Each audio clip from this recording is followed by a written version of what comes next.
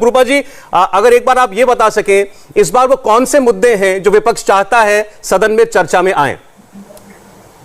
देखिए सौरभ जी, सबसे पहला बात है कि तृणमूल कांग्रेस की ओर से हमारे ममता दीदी और हम लोग यही चाहते हैं कि हम लोग सबसे पहले जो मुद्दे उठाएंगे, एक तो फार्म लॉ रिपील के और एमएसपी के साथ साथ जो है भारतीय जनता पार्टी की 2014 में मैनिफेस्टो में जो था कि महिला रिजर्वेशन बिल ये लोग लाके इसको पास कराएंगे। अब दो टर्म ये लोग आ चुके हैं, इनके पास ह्यूज मेजॉरिटी है, तो ये हमारे सबसे ये रहेंगे कि ये बिल ये लोग लाए और ये बिल जो है पास हो।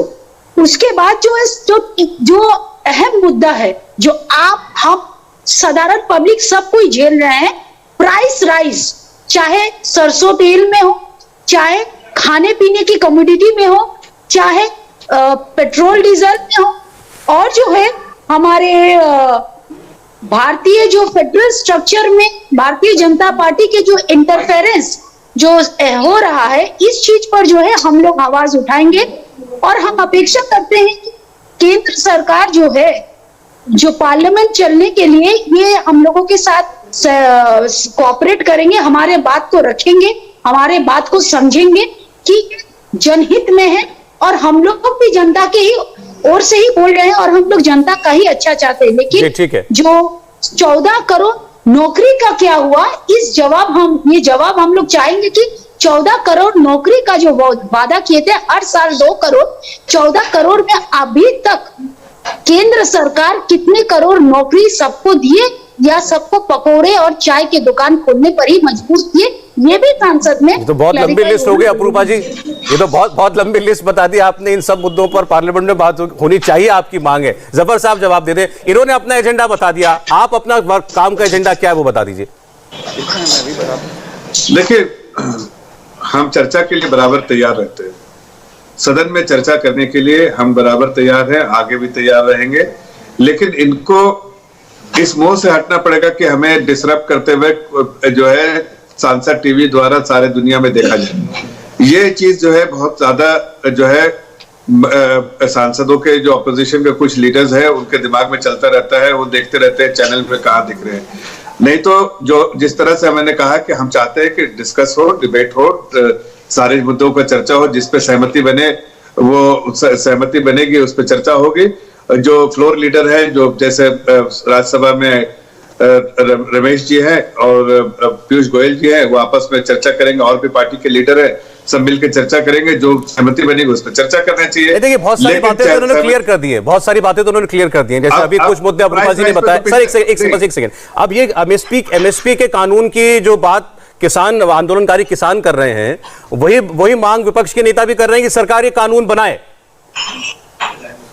देखिए, इस वक्त एमएसपी पे कोई बिल अगर आया है, नहीं आया है, तो उस पर चर्चा के डिमांड कैसा है भाई? अगर चर्चा होगी तो आप उस पर डिमांड कीजिए, उस पर चर्चा कीजिए। अगर कोई बिल आ रहा है तो उस पर चर्चा कीजिए। ठीक है, पहले जो है हम रिपील करने का अनाउंसमेंट कर चुके हैं, हम सबसे प्राथमिकता रहेगी हमारे जो रिपील करने के, बाकी जो बिल्स आने वाले हैं, जो बहुत सारे ऑर्डिनेंस है, उसको जो है बिल में तब्दील करना है, लेजिस्लेशन बनाना है, वो सब आएंगे। सब उसके बारे में आज चर्चा की गई है, जो ऑल पार्टी मीटिंग्स में चर्चा भी की गई है, और सारे बिलों के बारे में ब्यौरा भी दिया गया है।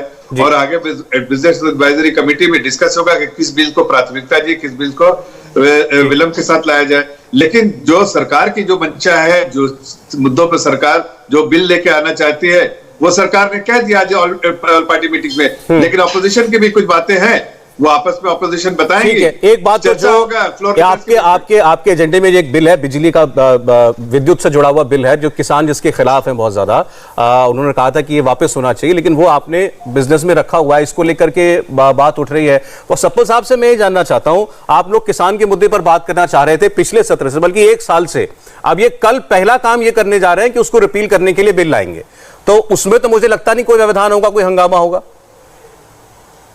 सौरभ जी, मैं उम्मीद करता हूं कि इस सत्र में व्यवधान नहीं होगा, क्योंकि हम चाहते हैं कि सरकार हर इश्यू पे डिबेट करे, और सरकार ये बिल लाएगी, इस पे डिबेट होगी।